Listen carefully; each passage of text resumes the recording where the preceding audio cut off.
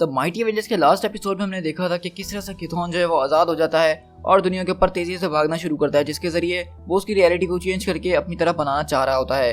दूसरी तरफ एवेंजर्स की टीम असेंबल तो हो जाती है, लेकिन इनके बीच काफ़ी ज़्यादा डिफरेंसेस होते हैं और ये लोग एक साथ नहीं चल पा रहे होते हैं। और वहीं पे हम दूसरी तरफ देखते हैं कि हल्क वर्सेस हमें आयरन मैन देखने को मिलता है, जहाँ पे आयरन मैन हल्क से निमटता है और बाकी सारे एवेंजर्स को ज्वाइन करता है और बोलता है कि अब तुम लोगों का खेल तमाशा बहुत हो गया और मेरे ख्याल से अब इस टीम को मुझे लीड करना चाहिए। अब आगे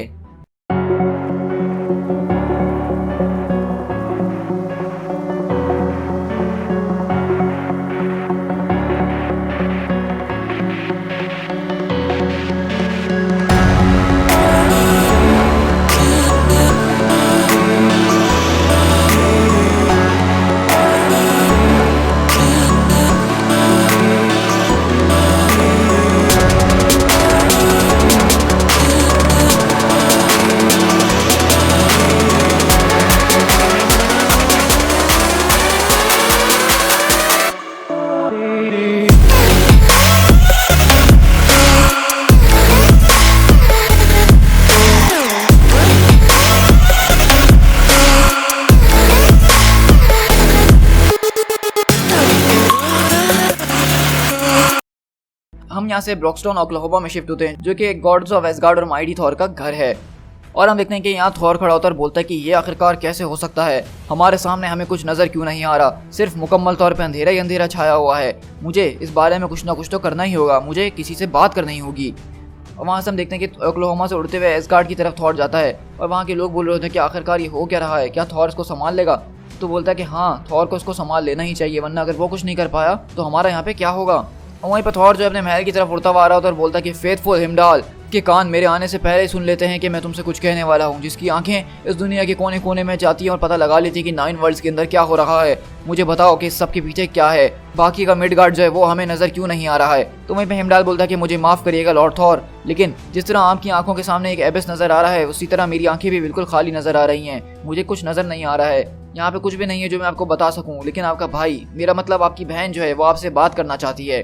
तो थॉर बोलता है कि फिर ठीक है, और वो लोकी से मिलने के लिए आता है। तो वहीं पर लोकी बोलती है कि थॉर, ये बात कहने में मुझे उतनी ज़्यादा तकलीफ हो रही है क्योंकि मेरे मैजिक्स ने इस बात को कंफर्म कर दिया है कि वो दुनिया नहीं है जो कि हमसे अलग कर दी गई है, बल्कि हम हैं जिसको इस दुनिया से अलग कर दिया गया है। तो थॉर बोलता है तो इसका मतलब है कि वो अभी भी वहाँ पे एग्जिस्ट करते हैं, तो वहाँ पे हम लोग रीच आउट कैसे करें, हम उनको कैसे बताएं कि हम लोग यहाँ मौजूद हैं। तो वहीं पर लोकी बोलती है, तुम्हें क्या लगता है कि तुमने मुझे इतना हल्का लिया हुआ है, मैं पहले भी इस तरह की सिचुएशन का सामना कर चुकी हूँ मेरे भाई। मुझे जो अकेले एक दरख्त के अंदर ट्रैप कर दिया गया था, मुझे एक आइलैंड पे छोड़ दिया गया था जहाँ पे सिर्फ सन्नाटा था, और ये एग्जाइल वाली चीज़ मुझे बहुत फ्रस्ट्रेशन देती है, इसलिए मुझे इसको ख़त्म करना ही होगा। तो बोलता है कि हाँ, मैं तुम्हारी बात समझ रहा हूँ लोकी, और काश तुम इसमें जल्द से जल्द सक्सेसफुल हो जाओ, क्योंकि मैं इस बात में खाली सोच रहा हूँ कि हम शायद दूसरी तरफ कांटेक्ट करके देख तो सकें कि वहाँ पे हो रहा है तो क्या हो रहा है। क्योंकि अगर कोई बीइंग इतनी ज़्यादा पावरफुल है कि वो एसगार्ड को बैनिश कर सकती है मिडगार्ड पर से, तो मुझे इस बारे में भी चिंता हो रही है कि उनकी कंबाइंड फोर्सेस भी मिडगार्ड के ऊपर उसका क्या उखाड़ लेंगी। और यहीं से हम उसी केव के अंदर शिफ्ट होते हैं जहाँ पे येलो जैकेट वगैरह सब जमा हुए होते हैं। और बास बोलता है, क्या मतलब है तुम्हारा कि तुम इस टीम को लीड करना चाहते हो टोनी स्टार्क? तुम तो वो हो ना जो कि कैप्टन के खिलाफ खड़े हुए थे सिविल वॉर के अंदर, तुम तो वो हो ना जिसने हल्क को शॉट किया था स्पेस के अंदर, और तुम शायद वही हो ना जिसने स्कल्स को हर एक वो चीज़ दी थी ताकि वो हमारी अर्थ को इन्वेड कर सकें। और अब तुम मुझसे यहाँ पे बात कर रहे हो टेक ओवर की, तुम चाहते हो कि मैं बिना किसी रीज़न के तुम्हें ये टीम सौंप दूँ। तो आयरन मैन बोलता है कि तुम्हारे लिए मेरे पास सिर्फ 3 शब्द हैं कि तुम हैंक पिम हो। और वहीं पे हरकुलिस बोलता है कि इसका क्या मतलब हुआ। और वहीं पे हम देखते हैं कि ब्रूस बैनर को भी होश आता है और वो भी उठता है वहाँ पे और बोलता है कि एक्सक्यूज़ मी, यहाँ पे हो क्या रहा है। आयरन मैन बोलता है कि इसके अलावा मेरे पास एक और रीज़न है कि जो हमने यहाँ पे ग्राउंड अभी इस वक्त पाया है, जो तुम नहीं कर पा रहे थे वो मैंने आगे कर दिया। तो बोलता कि ये कोई रीज़न नहीं हुआ, और बोलता अच्छा इसके अलावा दूसरा रीज़न चाहिए, तो मैंने ब्रूस बैनर को काम करके दिखाया था कि हल्क जो है हमारे खिलाफ ना खड़ा हो सके और उसको हम मॉडरेट के साथ इस्तेमाल कर सकें। तो बोलता कि ये तो सस्ता सा एक चीप शॉट तुम मारने की कोशिश कर रहे हो। तो बोलता है कि तुम मानो ना मानो, लेकिन मैं तुमसे बेहतर तरीके से इस टीम को जो हूँ लीड कर सकता हूँ। और वहीं हम देखते हैं कि बोवा उनकी तरफ आ रही होती है। तो विजन पूछता है कि बोवा, तुमने ये क्या करा है, मॉडरेट को जो है चेन्स के अंदर बांधना पड़ेगा, तुम्हारे हाथ में जो चेन्स है वो मेटल की हैं, हमारे वो काम आ सकती हैं। और इस तरह हम देखते हैं कि वो बोवा के हाथ से चेन्स निकालते हैं और मॉडरेट को बांध देते हैं, क्योंकि मैजिक की वीकनेस जो होती है वो आयरन होती है। और वहीं पे बोवा बोलती है कि ज़रा इसके साथ आराम से पेश आना, ये बच्चा मेरा इतना बुरा नहीं था जितना ये अब बन गया है, इसने जो है वो उस डार्क होल्ड की नॉनसेंस के पीछे पड़ गया और इसलिए इसका दिमाग ख़राब हो गया है। तो वहीं पे ब्रूस बैनर बोलता है कि यार मैं तुम लोगों से परेशान तो नहीं करना चाहता हूँ, लेकिन यार यहाँ पे बहुत ज़्यादा सर्दी हो रही है, तो क्या मुझे कोई अपनी शर्ट वर्ट दे सकता है। तो वहीं पे हम देखते हैं कि हरकुलिस बोलता है कि वेरी वेल, मैं इसके बगैर भी रह सकता हूँ, और वो अपने कपड़े उतारता है और उसको दे देता है। और यूएस एजेंट बोलता है कि अनबिलीवेबल। तो वहीं पे आयरन मैन बोलता है कि मुझे माफ़ करना येलो जैकेट, लेकिन अब मेरे पास टाइम नहीं है, मैं कि तुम्हारी फालतू बकवास यहाँ पे खड़े होकर सुनूं, हमें कुछ करना होगा। तो बोलता कि सबसे पहली बात कि मैं येलो जैकेट नहीं हूँ, मैं वास्प हूँ। तो आर्यन मैन बोलता कि अरे वाह, तुमने तो मेरा पॉइंट खुद ही प्रूव कर दिया। तो वहीं पे बोबा बोलती है कि हम अभी भी बहुत बड़े खतरे के अंदर है, मॉडरेट जो था वो कोई हमारे लिए असली खतरा नहीं था। उसने जो है डार्क होल्ड के किताब के टेक्स्ट को सिर्फ अपने अंदर ऑब्जॉर्व नहीं करा है, बल्कि इसके जरिए उसने गॉड ऑफ केओस को जो है वो वापसी अर्थ पे बुला लिया है। तो आर्यन बोलता है कि किथॉन, मेरा उसके साथ काफ़ी बार एक्सपीरियंस रह चुका है, लेकिन ये बताओ कि इस बार उसने किसको चुना है अपने वैसल के तौर पे। तो वो बताती है कि इस बार इसने पीट्रो यानी सन ऑफ मागडा को चुना है। तो वो बोलता है कि कोई सिल्वर। तो वो किताब खोल के दिखाती है और बोलती है कि हाँ बिल्कुल, सैडली इस तरह के डार्क लॉर्ड ने सारी की सारी किताब के जो अल्फाज थे उनको अपने लिए इस्तेमाल कर लिया और डार्क लॉर्ड को बाहर बुला लिया। तो इस तरह मेरा बेटा पीट्रो की जो बॉडी है, उसका सोल जो है वो इस किताब के अंदर ट्रैप होकर रह गया है। और हम देखते हैं कि वो किताब के अंदर से बात कर रहा होता है कि हेलो अवेंजर्स, जो कोई भी वहाँ पे मौजूद है, जो कुछ भी बोवा कह रही है वो बिल्कुल ठीक है। तो उन सबको हैरत होती है कि आखिरकार ये हो रहा है तो कैसे हो रहा है। और वास पूछता है कि ये चीज़ें बहुत ज़्यादा स्ट्रेंज है, लेकिन मेरा सवाल है कि ये अभी इस वक्त क्यों।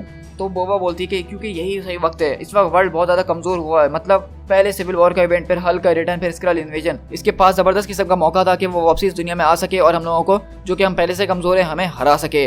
तो हरकुलिस बोलता है कि नहीं, मेरे पास तुम्हारे सवाल का अच्छा जवाब है। इस सब की वजह जो है वो एटम की मौत है, द डायमंड अर्थ, क्योंकि वो भी जो था एक एल्डर गॉड्स में था और वही एल्डर गॉड जो था वो किथॉन को जो है चेक करता रहता था कि वो कोई अपनी रियलिटी से निकल के हमारी रियलिटी में ना आ जाए। लेकिन जब सीक्रेट इन्वेजन के अंदर हमने एक टीम बनाई थी तो एटम जो था मेरी उस टीम का मेंबर था और उसको मैंने देखा था कि स्क्रल गॉड्स के जरिए उसकी वहाँ पे मौत हो गई और उसकी मौत की वजह से अब उसके ऊपर चेक रखने के लिए कोई और है नहीं, तो इसलिए किथॉन वापसी लौट कर हमारी दुनिया में आया है। तो अब आपको बेसिकली वो बात समझ में आ गई होगी जो कि मैंने आपसे पहले कही थी कि एक एल्डर गॉड जिससे हम पहले मिल चुके हैं वो एटम था, यानी डायमंड अर्थ गॉड ईटर। और वही एल्डर गॉड जो था एक आखिरी गॉड बचा हुआ था जो कि इस किथॉन के ऊपर नजर रखा करता था और उसके जाने के बाद अब कोई है नहीं, तो इसलिए किथॉन वापसी लौट आया है। तो केसी बोलती है इसका क्या मतलब है, अब हमें गॉड से लड़ना होगा, वो भी गॉड ऑफ केओस से। तो वहीं पे आयरन मैन बोलता है कि केसी घबराने की जरूरत नहीं है, वो सिर्फ एक रियलिटी रीराइटर है। तो केसी बोलती है कि सिर्फ, तुम इस अल्फाज के आगे सिर्फ कैसे लगा सकते हो यार, मतलब रियलिटी रीराइटर वो भी सिर्फ। तो आयरन मैन बोलता है कि Korvac, grand master, shaper of the worlds, तुम इनके नाम लो, मैं तुम्हें गिनवाता रहता हूँ। इन सब का भी यही काम था कि रियलिटी चेंज करते थे, लेकिन एक बार जब हमने उनको हरा दिया तो सब कुछ वैसी की वैसी हो गई। ये हम हीरोज के लिए अब आम बात हो चुकी है। तो आप यहाँ से आयरन मैन के कॉन्फिडेंस का अंदाजा लगा ही सकते हैं कि वो किसी वजह से ही इस टीम की लीडरशिप मांग रहा है। तो वहीं पे हैंक पिम को आवाज आती है कि पिम, क्या तुम मुझे सुन सकते हो। तो बोलता कि कौन, एमेडियस, तुम मुझसे कैसे बात कर सकते हो, मैंने तो तुम्हें कोई कम्युनिकेटर नहीं दिया था। तो बोलता कि हाँ, तुमने मुझे कम्युनिकेटर तो नहीं दिया था, लेकिन तुम्हारे मिनी लैब के अंदर इतनी ज्यादा चीजें मौजूद थी जिससे मैं जो है एक एंटमैन हेलमेट बना ही सकता था और मैंने वो कर लिया है, जिसके जरिए मैं तुमसे बात कर रहा हूँ। तो बोलता कि, तो वास बोलता कि नहीं, वहाँ पे तो इतना सामान नहीं मौजूद था। तो बोलता कि हाँ, मुझे पता है कि तुम मेरी इंटेलिजेंस के बराबर कभी सोच नहीं पाओगे, लेकिन मैंने वो वहीं से बनाया है। तो बोलता कि अच्छा ये सब छोड़ो, ये बताओ कि तुम मुझसे बात क्यों कर रहे हो। तो बोलता कि ओ हाँ, मैं तो भूल ही गया था कि मैं इस वक्त जारवेस और जोकोस्टा के साथ वहाँ बाहर मौजूद हूँ और शायद तुम्हें इस बारे में पता होना चाहिए कि एक बहुत बड़ी सी जायंट टाइडल वेव आ रही है जो कि अजीबोगरीब टेंटिकल्स की है, जो कि तकरीबन हमारे पास पहुंच जाएगी 30 सेकंड नहीं 29, 28। तो बोलता है कि क्या मतलब, किस तरह की टेंटिकल वेव्स और इतनी तेजी से हमारी तरफ कैसे आ रही है। तो बोलता है कि हाँ, मैं जानता हूँ, मैंने तुम्हें बताने में थोड़ी देर कर दी, ये एंड ऑफ द वर्ल्ड लग रहा है बिल्कुल, और ये बहुत तेजी से हमारी तरफ आ रहा है, तो इसमें मैं मजाक नहीं करता हूँ, लेकिन तुम्हें जल्द से जल्द यहाँ पे आ जाना चाहिए। तो पिम बोलता है कि फिर ठीक है, हमें निकलना होगा। तो ये बोलता है कि टाइडल वेव, किस तरह की टाइडल वेव पिम, आर्मर मुझे सैटेलाइट के जरिए दिखाओ यहाँ का नक्शा और देखो प्रोग्रेसिव जूम के जरिए यहाँ पे हो रहा है तो क्या हो रहा है। तो बोलता कि ओ माय गॉड, इस चीज़ को तो मैं पहले भी देख चुका हूँ, लेकिन ये इतनी तेज़ी से नहीं बढ़नी चाहिए थी जितनी तेज़ी से ये बढ़ रही है, मतलब चीज़ें अब खतरनाक होते हुए नजर आ रही हैं। लेकिन ये एक तरह का हमें जो है ऑर्गेनिज्म लग रहा है जो कि खुद तेज़ी से फैले जा रहा है, ये प्योर क्योटिक लाइफ है। ये तो ऐसा लग रहा है कि मैं किसी हॉरर स्टोरी की किताब पढ़ रहा हूँ और उसके अंदर के मॉन्स्टर्स हमारे सामने आ गए हों, लेकिन ये बिल्कुल सच है और ये हमारी पूरी की पूरी अर्थ को अपने अंदर निकल रहे हैं। वहीं पर आयरन मैन बोलता है कि बस दैट्स इट, अब बहुत ज़्यादा बहस हो चुकी है, अब यहाँ पे हमें खड़े होकर तमाशे नहीं करने, मैं इस चीज़ को ख़त्म करने जा रहा हूँ। हैंक, तुम बैनर और मॉडरेट को यहाँ पे सिक्योर रखोगे, बोवा तुम उन बच्चों के साथ सेफ्टी के रहोगी, यूएस एजेंट हरकुलिस तुम लोग मेरे साथ चलोगे। तो हरकुलिस बोलता है कि जैसा तुम कहो स्टार्क। तो वहीं पे वास पीछे से बोलता है क्या मतलब, तुम उसकी आसानी से लीडरशिप फॉलो करने लग गए हो सिर्फ इसी तरह से, जब से तुम लोग मेरे साथ थे अब अचानक कैसे जा सकते हो, मैं हूँ आदमी जो तुम लोगों को लीड कर रहा हूँ, क्या तुम लोग भूल गए हो। तो वहीं पे हरकुलिस बोलता है कि मेरी बात का बुरा मत मानना पिम, लेकिन तुम्हारी लीडरशिप जो है वो जरा लैक है और हमें जो है इस वक्त एंड ऑफ द वर्ल्ड की बात कर रहे हैं, हम यहाँ पे कोई चांसेस नहीं ले सकते हैं। तो यूएस एजेंट बोलता है कि हरकुलिस की बात में बिल्कुल दम है, मैं भी इस वक्त कोई चांस नहीं ले सकता हूँ, तो स्टार्क बताओ हमें आगे क्या करना होगा। तो आयरन मैन बोलता है कि एक सुपर सोल्जर और एक गॉड, और ये वो एवेंजर्स हैं जो मेरे लिए काफ़ी हैं। और वहीं पे हम देखते हैं कि वहाँ से हैंक पिम वगैरह जो है वो दूसरी साइड जा रहे होते हैं और केसी उसको बोलने की कोशिश कर रही थी कि यार ये इतना बुरा भी नहीं है, लेकिन हैंक पिम बोलते हैं उससे मैं कि बस केसी बस चुप हो जाओ, मुझे इस बारे में अब कोई बात नहीं करनी है। तो वहीं पे जो है बैनर बोलता है कि ट्रस्ट मी बेटा, मैं इस चीज़ में बहुत ज़्यादा एक्सपर्ट हूँ, मैं कह रहा हूँ ना कि उसको गुस्सा नहीं दिलाओ, तो उसको तुम्हें गुस्सा नहीं दिलाना चाहिए। तो वहीं पे हम देखते हैं कि किथोन वापसी लौट कर आता है और बोलता है कि ट्रांसिया, मैं तुम्हारे पास लौट आया हूँ, चलो अब देखते हैं कि इन सो कॉल्ड एवेंजर्स ने मेरे बिलर्ड वंडेगोर के साथ क्या किया है। और वहीं पे हम देखते हैं कि अचानक जो है किथोन को जो है कमजोरी सी महसूस होना शुरू हो जाती है, उसको दर्द उठना शुरू होता है, क्योंकि आयरन मैन दूसरी तरफ यही प्लान बना रहा होता है कि जेंटलमैन, हमारा प्लान बहुत ज़्यादा सिंपल है, हम बेसिक इंजीनियरिंग करेंगे। वंडरगोर जो है हमेशा से किथोन का पावर सोर्स रहा है, हम इस जगह को डिस्ट्रॉय कर देंगे, इसके जरिए वो खुद ब खुद डिस्ट्रॉय होना शुरू हो जाएगा। ये कुछ ऐसा होगा कि गाड़ी में से उसका अगर इंजन निकाल लिया जाए तो गाड़ी बेकार हो जाएगी। और इसी तरह हम लोग देख रहे होते हैं कि दूसरी तरफ हरकुलिस, वो तो अपने हाथों से यहाँ के पहाड़ चट्टाने वगैरह तोड़ रहा होता है, और यूएस एजेंट वो वहाँ पे बॉम्ब्स वगैरह सेट कर रखे इस जगह को तबाह कर रहा होता है। और इसी की वजह से किथोन जो है कमजोर महसूस होना उसको शुरू हो जाता है। और वहीं पे जो है वो अपने मंत्र पढ़ना शुरू करता है और बोलता है कि बच्चे, तुम लोग सिर्फ बच्चे हो, तुम लोगों को क्या लगता है कि तुम लोग मेरा सोल इस तरह से क्रश करना शुरू कर दोगे, पत्थरों को तोड़ना शुरू कर दोगे तो मेरा दिल टूट जाएगा? नहीं, तुमने आज मेरी जमीन को हाथ लगाया है, इसके लिए तुम्हें सजा मिल के रहेगी। अपनी आंखें खोलो मेरे बच्चों, अपनी आंखें खोलो और इस ऑर्डर को एक्सेप्ट करो, क्योंकि केओस अब तुमसे मिलने के लिए आ गया है। अब वक्त आ गया है कि तुम अपने नए गॉड को कुछ ट्रिब्यूट पेश करो, अब वक्त आ गया है कि तुम उसके लिए एक नई ऑफरिंग्स बनाओ, अपनी स्पिरिट को एक साथ जमा करो और इस सैनिटी को कबूल करो। तो वहीं पे केसी बोलती है कि गाइस, क्या हम लोग यहाँ पे सिर्फ खड़े रहेंगे और ये देखते रहेंगे कि किथोन यहाँ पे क्या तमाशा कर रहा है, या हमें कुछ करना चाहिए? तो वो बोलता है कि ये ऑर्डर्स हमें उसने दिए थे, लेकिन मेरे ख्याल से अगर हमने इसको यहाँ पे नहीं रोका तो ये टोनी की तरफ उसको रोकने के लिए जाएगा, और टोनी ने अगर वंडेगोर को बर्बाद नहीं करा तो सब कुछ बर्बाद हो जाएगा। तो वहीं पे एमेडिस बोलता है कि क्या मतलब पिम, तुम्हारे मुताबिक आयरन मैन का वंडरफुल ब्रिलियंट प्लान ये है? मैंने इस जगह के बारे में बहुत पढ़ा है, वंडेगोर के बारे में। ये जगह पूरी तरह से यूरेनियम से भरी हुई है, ये ऐसा होगा कि इस जगह के ऊपर हम एक एटम बॉम्ब फोड़ने वाले हैं अगर हमने इसको डिस्ट्रॉय कर दिया। तो पिम बोलता है कि नहीं, ये सिर्फ एक सुनी सुनाई बातें होंगी, मैं नहीं समझता कि स्टार्क कुछ ऐसा कर सकता है। तो वहीं पे बेची से बैनर आता है और बोलता है कि तुम काफी टाइम से दूर थे पिम, तुम इसके बारे में नहीं जानते हो। जो तुम बताओ उसने मैनहट्टन के साथ क्या किया था? वो पूरी मैनहट्टन सिटी डिस्ट्रॉय करने के लिए तैयार हो गया था। तो पिम बोलता है कि क्या उसने क्या करा था, मुझे बताओ। तो बोलता है कि जब हल्क ने जो है पूरे मैनहट्टन के ऊपर कब्जा कर लिया था, तो वो एक ऐसी डिवाइस बनाने के लिए तैयार था जिसके जरिए पूरा मैनहट्टन जो है वो उठा के उसको वो नेगेटिव जोन में फेंकने वाला था। तो वो बोलता है कि सच में क्या ऐसा ही हुआ था? तो जोकोस्टा बोलती है कि हाँ सर, बिल्कुल, स्टार्क ये सब करने के लिए तैयार था, हमारी दुनिया को बचाने के लिए।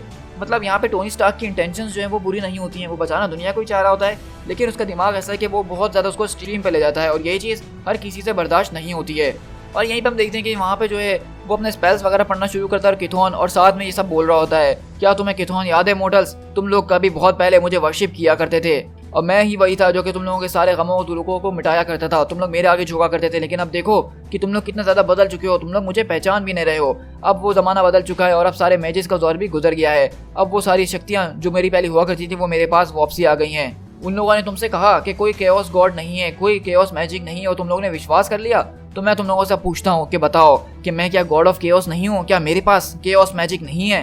तो वहीं पे वास अपना हेलमेट पहनता है, बोलता है कि अब बारी है फेट ऑफ वर्ल्ड्स की, मतलब अब हमें यहाँ पे कुछ ना कुछ तो करना होगा, इससे पहले कि गॉड ऑफ केओस इस दुनिया को खत्म करे, या फिर इससे पहले आयरन मैन अपने सो कॉल्ड एवेंजर्स के साथ मिलकर इस जगह को धमाके से उड़ा दे, हमें कुछ करना चाहिए। तो विजन बोलता है कि बिल्कुल आप ठीक कह रहे हैं। तो वास बोलता है कि फिर तुम लोग मेरी बात सुनो और एवेंजर्स असेंबल। लेकिन वहीं पे जो है हम देखते हैं कि किथोन अपनी एनर्जीज के जरिए वास को पकड़ लेता है और उसको थोड़ा सा तड़पा रहा होता है, और बोलता है कि पैथेटिक क्रिएचर्स, तुम लोग को क्या लगता है कि तुम लोग इस वर्ल्ड के चैंपियन हो? मैं नहीं मानता ये सब, मैं किथोन हूँ, मैं एक एल्डर गॉड हूँ, और तुम क्या हो? तुम्हारी कोई औकात नहीं है मेरे सामने, तुम बहुत कमजोर हो और तुम्हारे ऊपर अब मेरा कहर बरसेगा। तो वहीं पे हम देखते हैं जारविस बोलता है कि यहाँ पे कोई ना कोई तरीका तो होगा जिसके जरिए हम इस सबको खत्म कर सकें। और वहीं पे जो है एमेडिस तो पता लगाने की कोशिश कर रहा होता है अपने एंडमैन के हेलमेट के जरिए कि यहाँ पे कोई ना कोई तरीका जरूर होगा जिसके जरिए जो इस तरह वो एंड्स को सिग्नल भेजता है वो किसी और को सिग्नल भेज के यहाँ पे इस्तेमाल कर सके अपनी पावर्स को। लेकिन वहीं पे हम देखते हैं कि डॉक्टर बैनर खड़े होते हैं, और अचानक वहाँ पे जो स्कारलेट विच की एस्ट्रल फॉर्म उसके पास आती है, उसके कान में बोलती है कि डॉक्टर बैनर, क्या आपको डर लग रहा है? तुम्हारी दुनिया खत्म हो सकती है, क्या तुम इस बात से गुस्सा नहीं हो रहे हो? तुम मर सकते हो, क्या ये चीज़ तुम्हें गुस्सा नहीं दिला रही है? और इसी तरह हम देखते हैं कि स्कारलेट विच वहाँ पे उसके कानों में आके ये बोलती है जिससे वो उसको गुस्सा दिला देती है। ब्रूस बैनर वो हल्क में ट्रांसफॉर्म हो जाता है और उसके ऊपर धुलाई करना उसकी शुरू करता है। और वहीं पे जारविस बोलता है कि मेरा मतलब है हमें तो शायद ये काम दिया गया था कि हम ब्रूस बैनर को काम रख सकें। तो वहीं पे एमेडिस बोलता है कि अरे यार अब दुनिया खत्म होने वाली है, अब उसको काम रख के हमें क्या करना है? मेरे ख्याल से वो जो कर रहा है वो बिल्कुल ठीक कर रहा है। और इस तरह हल्क वो सीधा किथोन के ऊपर कूदता है और बोलता है कि रेड मैन, तुमने हल्क को मारने की कोशिश करी, हल्क तुम्हें अब जिंदा नहीं छोड़ेगा। तो वहीं पे बास बोलता है कि इनक्रेडिबल, इसके अंदर इतनी शक्ति है कि इसने गॉड को एक स्ट्राइक में मार गिराया। इसको वाकई में वांडा ने किसी रीजन की वजह से चूज किया था। और अगर हम गॉड्स की बात करें तो किथोन ने इस एरिया को अपने एक ट्रांसमीटर के इस्तेमाल करा है, यहाँ से दुनिया भर की हर जगह पे सिग्नल्स भेज रहा है और स्ट्रेंथ अपने अंदर ले रहा है। और हमारे हिसाब से हमें इसी की पावर्स को जो है इसके खिलाफ इस्तेमाल करना होगा। अब तुम लोगों को घबराने की जरूरत नहीं है, मैं हैंग पिम हूँ और मैं सब ठीक कर दूंगा। और वहीं पे हम देखते हैं कि हैंक पिम सबसे जब बोल रहा होता है कि मैं तुम लोग को बचाने आया हूँ, तो वहाँ पे कोई भी इसकी बात पे विश्वास नहीं कर रहा था क्योंकि कोई इसको पहचान ही ना होता। तो बोलता कि तुम लोग मुझे नहीं पहचान रहे, मैं स्क्रल वाला आदमी नहीं हूँ, मैं अब असली वाला हैंक पिम हूँ, लेकिन मैं अपनी यहाँ पे टीम लेकर आया हूँ जिसके जरिए मैं तुम लोग को बचाऊंगा। लेकिन वहीं पे किथॉन उठता है और बोलता है कि ये क्या, मेरी शक्तियाँ इतनी इंक्रीज क्यों हो रही है? हा हा हा, तुम कितने बड़े फूल हो, तुम्हें लगा था कि लोग मुझ पे बिलीव नहीं करेंगे तो मैं कमज़ोर हो जाऊंगा, लेकिन मुझसे ज़्यादा बिलीव वो तुम पे नहीं करते हैं। मतलब तुम्हें तो यहाँ पे कोई जानता नहीं और ये चीज़ मुझे पावरफुल बना रही है। तो वहीं पे बोलता कि रियली अर्थ, तुम लोग से मुझे ये उम्मीद नहीं थी, मैं तुम लोग को बचाने के लिए आया था, लेकिन खैर अगर तुम लोग को मुझ पे बिलीव नहीं है तो ना ही सही। मैं हैंक पिम हूँ और मुझे खुद के ऊपर बिलीव है, और मुझे बिलीव है कि मैं एक प्लान ढूंढ लूंगा जिसके जरिए मैं ये सारी बर्बादी खत्म करके रहूँगा। हमें सिर्फ मैजिक वर्ड्स ढूंढने की जरूरत है, और वो magic words that's it Amadeus, मैं समझ गया, हमें इसको कैसे रोकना है। अब वहीं पर किथॉन बोलता है कि अब मेरे पास इतनी शक्ति आ गई है कि मैं तुम सबसे आसानी से निमट सकता हूँ। तुम लोग हो ना लास्ट नाइट्स ऑफ वंडरगोर, तो तुम लोग का भी खात्मा आज यहाँ पे हो ही जाएगा। वो इस तरह देखते हैं कि आयरन मैन, हरक्यूलिस और यूएस एजेंट के ऊपर वो ज़बरदस्त किस्म का एक अटैक करता है और बोलता है कि चलो, मतलब तुम लोगों की कहानी तो यहाँ पे ख़त्म होती है, अब मैं इस दुनिया को अपनी मर्जी से अपनी इमेज के अंदर बनाऊंगा, और यहाँ से ये मेरा स्टेजिंग ग्राउंड शुरू होता है, यहीं से मैं सब चीज़ों की शुरुआत करूँगा और यहीं से सारा का सारा केओस इस स्फीयर के ऊपर फैलता रहेगा, और इस तरह इस रियलिटी के ऊपर सिर्फ मेरी ही विल चलेगी और किसी की नहीं। वहीं पे मैडियस आता है और बोलता है कि नहीं, जब तक मैं यहाँ पे मौजूद हूँ, जब तक मैं कहने के काबिल हूँ, तब तक ये नहीं हो सकता है। तो हम देखते हैं कि सरासर वो एमेडियस नहीं बल्कि हैंक पिम होते हैं, जो कि एमेडियस से अपना हेलमेट वापसी लेते हैं, और वो बोलता है कि तुम दोबारा यहाँ पे आ गए, तुम बहुत ढीठ हो। वहीं पे हैंक पिम जो है अपने हेलमेट में कुछ एडजस्टमेंट वगैरह कर रहे होते हैं और बोलते हैं कि ये जो है एक ट्रिक साबित हो सकती है।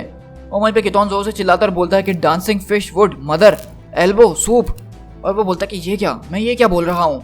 बोलता है कि मैंने अपने इस हेलमेट के जरिए उसके दिमाग के सिग्नल्स को बदल के रख दिया है, अब उसके सिग्नल जो हैं वो उसको कुछ और बुलवा रहे हैं, वो जो बोलना चाह रहा है, वो लैंग्वेज जो बोलना चाह रहा है वो बोल नहीं पा रहा है। तुम वाकई में शायद एक गॉड ऑफ केओस हो किथॉन, लेकिन जबकि तुम्हें स्पेल कास्ट करने की जरूरत है और उन स्पेल्स को कास्ट करने के लिए तुम्हें बोलने की जरूरत है, तुम्हें उन रूल्स को फॉलो करने की जरूरत है जो मैजिक के लिए ज़रूरी होते हैं, और अगर तुम रूल्स को अंडरस्टैंड नहीं कर पाओगे, उनको नहीं कह पाओगे, तो तुम वो वर्ड्स नहीं सीख पाओगे, और वो वर्ड्स नहीं पुकार पाओगे तो तुम कोई मैजिक नहीं कर पाओगे। और इस तरह हम देखते हैं कि वो उस तरह अजीब व गरीब चीज़ें बड़बड़ा रहा होता है, क्योंकि यहाँ पे बेसिकली हैंक पिम ने जो है उसके दिमाग के सिग्नल्स को ऐसा कर दिया है कि वो जो बोलना चाह रहा है वो बोल नहीं पा रहा, बल्कि उसके मुंह से कुछ और अल्फाज निकल रहे हैं। और वहीं हम देखते हैं कि किथॉन पीछे पलट के भाग रहा होता है, लेकिन सामने हल्क खड़ा होकर बोलता है, तो भागने की कोशिश हो रही है रेडमैन? हाँ, तुम हल्क से भाग नहीं सकता, अगर हल्क तुम्हें यहाँ पे कुचल के रख देगा इस ज़मीन के अंदर। और वो अजीब और गरीब अभी भी बोल रहा होता है, लेकिन आपको पता है कि वो जो बोलना चाह रहा है वो बोल नहीं पा रहा होता। और वहीं पे केसी आती है और उसको पंच मारती है और बोलती है कि ये तुमने बढ़िया काम करा हल्क, अब उसको फौरन से पकड़ लो। और वहीं पे विजन बोलता है कि उससे ज़रा केयरफुल रहना, क्योंकि अभी भी सुपर स्पीड वो उसके पास मौजूद है, और कोड रेड वो वहाँ पे कैद होता है, उसका मुंह बंधा हुआ होता है। लेकिन वो वहीं पे अचानक जो है अपना मुंह खुलवाता है इसी तरह से, और जारविस को पीछे उठा के फेंकता है। तो बोलता है कि तुम लोगों की हिम्मत कैसे हुई, अभी के अभी फौरन यहाँ से पीछे हटो, तुम लोग की हिम्मत कैसे हुई कि तुमने हमारे गॉड लॉर्ड किथॉन के ऊपर अपने गंदे हाथ लगाने की कोशिश भी करी। और वहीं पे जारविस बोलता है कि एवेंजर्स जरा देखो, मोड्रेड आज़ाद हो चुका है। पे विजन बोलता है कि डॉक्टर पिम जरा देखिए, वो किथॉन की शक्तियों को क्विकसिल्वर की बॉडी से निकाल के अपने अंदर ले रहा है। तो बोलता है इसका मतलब ये है कि मुझे जो है अब मोड्रेड के दिमाग की वेव्स को हिलाना पड़ेगा।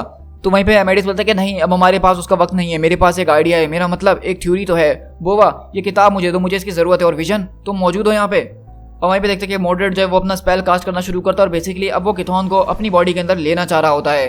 तो वहीं पे एमेडिस बोलता है कि मैं चाहता हूँ कि विजन तुम अपने कंप्यूटर प्रोसेसर के जरिए इस किताब को जितनी जल्दी हो सके पढ़ने की कोशिश करो, और जोर से पढ़ना। तो बोलता है कि ये तो डार्क होल्ड है। तो बोलता है कि नहीं, ये इस वक्त कोई डार्क होल्ड नहीं है, बल्कि ये बुक ऑफ कोई सिल्वर है। और वहीं पे हम देखते हैं कि विजन जो है फुल स्पीड से उस किताब को पढ़ना शुरू करता है, और केसी बोलती है कि जोनास ये तुम क्या कर रहे हो, ये सारे के सारे वर्ड्स डिसअपियर क्यों हो रहे हैं। लेकिन अगले बार हम देखते हैं कि मोड्रेड अपनी चेंज तोड़ता और बोलता है, अब मैं सर्वेंट और मास्टर दोनों ही बन चुका हूँ, मैं स्पेल और मैजिक अब दोनों ही बन चुका हूँ, मैं गॉड और बाइबल दोनों ही बन चुका हूँ, अब मैं बोथ डार्क होल्ड और किथॉन दोनों हूँ, अब मैं तुम लोगों को रीराइट करके रहूंगा। तो मैडी बोलता है कि नहीं, मुझे नहीं लगता किथॉन कि तुम ऐसा कुछ करने वाले हो, देखा उसने तुमसे पहले इस किताब को पढ़ लिया है, और मेरे ख्याल से जो कोई भी इस अल्फाज को पढ़ता है वो सारी की सारी पावर जो है वो उसी को बिलोंग करती है। और इसी तरह हम देखते हैं कि विजन जो है उस किताब को वापसी खोलता है, जिसके जरिए वो जो है उसकी सारी की सारी शक्तियों को खींच के वापसी उस किताब में बंद कर देता है। तो वहीं पे केसी बोलती है क्या मतलब, बस खत्म कहानी, वो इस किताब में कैद है, तो ये बताओ कि क्विक सिल्वर कहाँ है।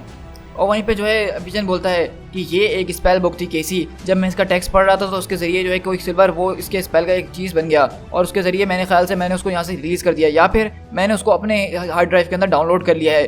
तो वहीं से विजन के अंदर से दूसरी आवाज़ आती है कि हाँ हाँ बिल्कुल विजन ठीक कह रहा है, मैं उसी के अंदर मौजूद हूँ, पेम कुछ करो यार, मुझे यहाँ से बाहर निकालो।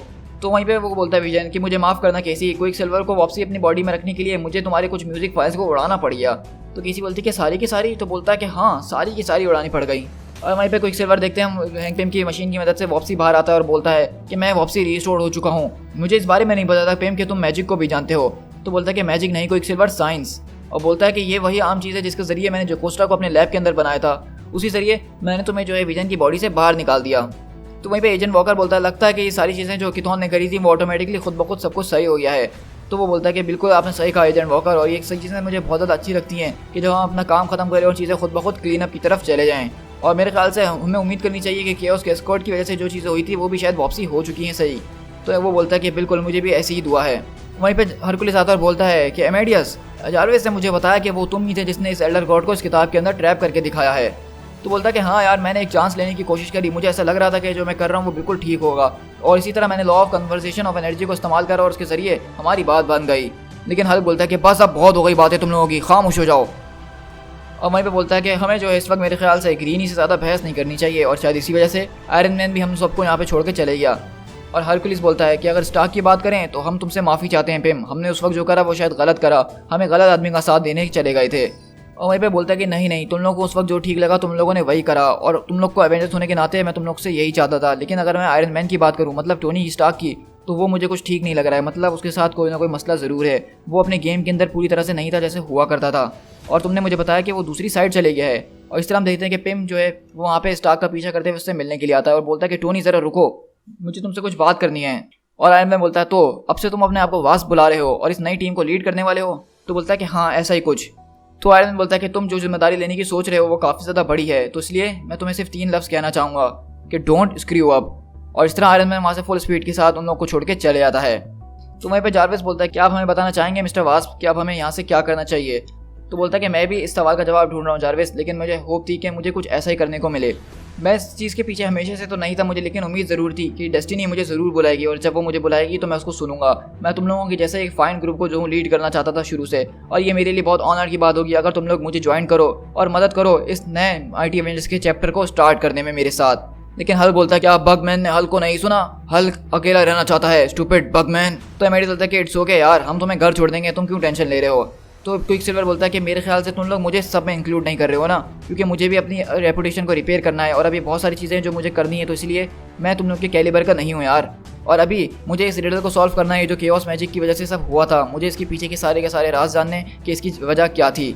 और मुझे लगता है कि शायद यही एक वजह थी जिसकी वजह से मेरी बहन जो थी वो पागल हुई थी, उसने केओस मैजिक का इस्तेमाल करके वो सब करा था जिसकी वजह से उसको सब बदनाम कर चुके हैं। लेकिन तभी हम देखते हैं कि वहाँ पे स्कारलेट विच आती है और बोलती है कि बस बहुत हो गया, उन लोगों ने अपना डिसीजन ले लिया है, जिस चीज़ को तुम्हें ख़त्म करने के लिए बुलाया था वो जा चुकी है और तुम लोगों का एडवेंचर ख़त्म होता है। अवेंजर्स अब दूर चले जाओ। और इस तरह हम देखते हैं कि वहाँ पे आती है स्कारलेट विच और सारे के सारे अवेंजर्स को यहाँ से टेलीपोर्ट करके वापसी भेज देती है। तो क्विक सिल्वर बोलता है कि सिस्टर 1 मिनट रुको, बोवा ये सब क्या हो रहा है? वहीं पे बोवा बोलती है कि मुझे माफ़ करना मेरे बेटे, लेकिन मुझे ये तुम्हें पहले बता देना चाहिए था, लेकिन मैं तुम्हें अपसेट नहीं करना चाहती थी। तो बोलता है कि वांडा तुमने मुझे पहले क्यों नहीं बताया कि वो पिम और बाकियों का साथ दे रही थी? तुम्हें मुझे ये बात पहले बतानी चाहिए थी, तुमने क्यों नहीं बताया मुझे? और इस तरह हम वहाँ से एक नए दिन की तरफ चलते हैं जहाँ पे आप देखते हैं कि एरिज़ोना के अंदर चीज़ें वैसी की वैसी हो गई होती है जैसे पहले हुआ करती थी, और हल्क को उन लोगों ने वहीं पे छोड़ दिया होता है। और टोरंटो के अंदर हम शिफ्ट होते हैं जहाँ पे यूएस एजेंट अपनी टीम से जो अलविदा ले रहा होता है और बोलता है कि मेरे लिए वाकई एक ऑनर की बात थी कि मैंने ओमेगा फ्लाइट को सर्व करा, लेकिन तुम लोग जानते हो ना कि once an avenger always an avenger, मुझे उनको ज्वाइन करना ही होगा। तो वहाँ पे बोलते हैं कि हम तुम्हारी बात समझ रहे हैं, तुम बिल्कुल हमें जोड़ के जा सकते हो। और न्यूयॉर्क के अंदर हम देखते हैं कि यंग एवेंजर्स की टीम भी यहाँ पे वापसी जमा होती है, और वो सब भी जो पत्थर के बने होते हैं वो बिल्कुल ठीक हो जाते हैं। और इस तरह वो लोग डिस्कस कर रहे होते हैं क्योंकि उन सबको ये कुछ भी नहीं पता होता कि यहाँ पे हुआ है तो क्या हुआ है। तो वहीं पे विजन और केसी चुप के देख रहे होते हैं, और विजन बोलता है कि हमें उनको ये बात बता देनी चाहिए केसी। तो केसी बोलती है कि मेरे ख्याल से हमें रुकना चाहिए, हमें उनको फ़ौरन नहीं बताना चाहिए कि हम एवेंजर्स की टीम का हिस्सा बन गए हैं। ये एक बहुत बड़ी खबर है विजन, ये एक बहुत बड़ी खबर है स्कारलेट विच का वापसी लौटना, और हम उसको ये फ़ौरन नहीं बता सकते हैं, और ये जो है बिली और टॉमी को बिल्कुल मैसअप कर देगी, और मैं वो नहीं चाहती। तो विजन बोलता है कि नहीं, वो हमारे दोस्त हैं और उन लोग को ये बात जाननी ही चाहिए कि स्कारलेट विच, यानी कि तुम समझ रही हो ना कि उनकी जो मदर हो सकती है वो वापसी लौट आई है। और इसी तरह हम देख रहे होते हैं कि दुनिया भर के नज़ारे वो हमें बताए जा रहे होते हैं कि किस तरह से एक्सकैलिबर यानी कि लंदन वो बिल्कुल ठीक हो गया होता है, सैन फ्रांसिस्को वो भी ठीक हो गया होता है, विंटर गार्ड की तरफ हम जाते हैं और दूसरी जगहों पर जा रहे होते हैं, और सब कुछ जो है यहाँ पे टीवी के ऊपर हैंक पिम का शुक्रिया अदा कर रहे होते हैं। सबको ये पता चल गया होता है कि न्यूज़ के अंदर की भी कि हैंक पिम की जो नई टीम है यानी कि दी वास्प की, उनकी वजह से ये सब कुछ ठीक हुआ है। तो हरकुलिस बोलता है कि ज़्यादा तुम्हें जो है इस चीज़ को हल्का लेने की ज़रूरत नहीं है, एक मूवमेंट वो बहुत मुश्किल से कमाया जाता है जिसके अंदर एक आदमी जो है एक मिथ या एक लेजेंड बन जाता है। तो बोलता है कि तुम बिल्कुल ठीक कह रहे हो हरकुलिस, तुम्हारी बात दुरुस्त है।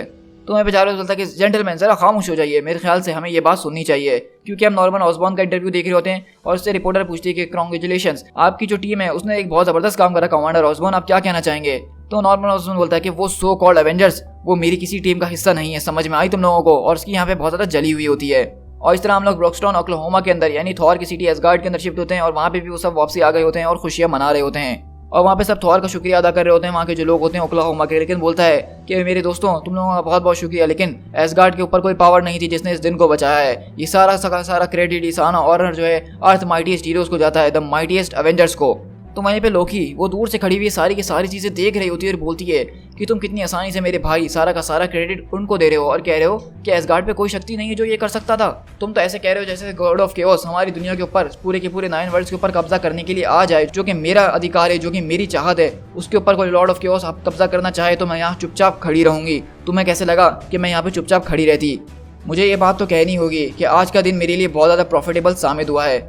कुछ सिंपल स्पेल्स और इल्यूजन्स को इस्तेमाल करके मैंने एक बार फिर दोबारा उस एवेंजर्स की टीम को बना दिया है और मेरे ख्याल से इस बार की जो एवेंजर्स की टीम बनी है मैं उनको नहीं मारूंगी। दी एंड।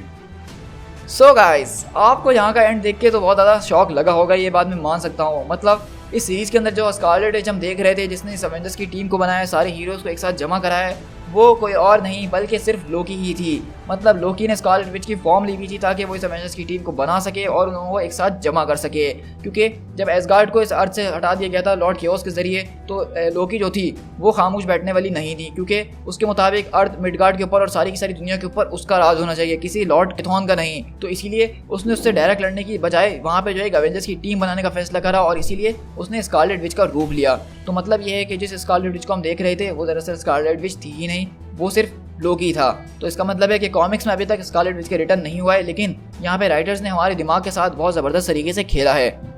सो गाइस, इस तरह से हमारा यहाँ पे ये एक स्टोरी आर्क खत्म होता है जो कि बहुत ही ज़्यादा ज़बरदस्त था और मेरे हिसाब से मैंने जितनी स्टोरीज आप लोग के साथ शेयर करी उसमें से one of the most favourite story arc मेरा ये बन चुका है, क्योंकि इसके अंदर जो टीम बनाई गई है बहुत ज़बरदस्त तरीके से बनाई गई है और बहुत ज़बरदस्त टीम है ये। मतलब सारे कैरेक्टर्स आप देख लीजिए।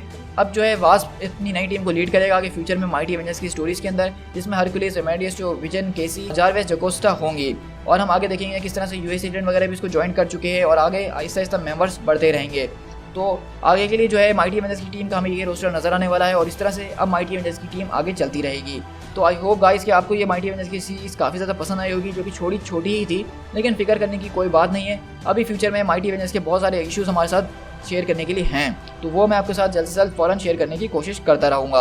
और अगर बात की जाए हमारे नेक्स्ट सीरीज़ की, तो हमारी अगली सीरीज़ जो है वो आयरन मैन की सीरीज़ होने वाली है। जिस तरह से हमने सीरीज़ के एंड में देखा कि आयरन मैन जो है वो अपने रास्ते अलग चले जाता है क्योंकि उसकी कुछ प्रॉब्लम्स हैं जो वो उन लोग के साथ डिस्कस नहीं कर रहा है। तो वो क्या प्रॉब्लम्स हैं, वो क्या मसले हैं डार्क रेन की स्टोरी के अंदर, वो हम शेयर करेंगे और आयरन मैन का एक ज़बरदस्त किस्म का स्टोरी आर्क हमारी तरफ आने वाला है।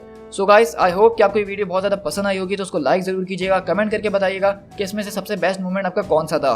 मेरे हिसाब से जब लोकी ने स्कारलेट विच वाली रिवेलेशन हमारे सामने पेश करी तो वो मेरे लिए सबसे ज़्यादा शॉकिंग मोमेंट, क्योंकि मैं वाकई में एक मोमेंट में जो हूँ, जब मैंने फर्स्ट टाइम ये कॉमिक पढ़ा था तो मैं समझा था स्कारलेट विच वापसी लौट आई है, लेकिन लोकी का ये जो ट्विस्ट था ये बिल्कुल माइंड ब्लोइंग था। मैं राइटर्स को इसके लिए सलाम करता हूँ।